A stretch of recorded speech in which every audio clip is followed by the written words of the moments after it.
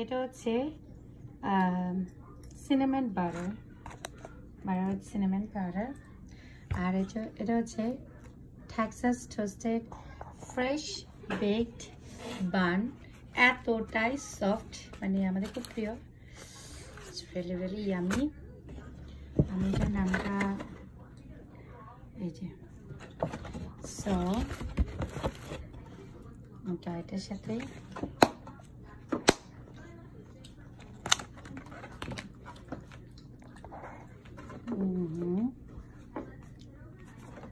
এই ব্রেডটা দিয়ে আপনার খেতে হবে খুবই ইয়ামি তো look at that. Oh, it's so yummy. You should try it.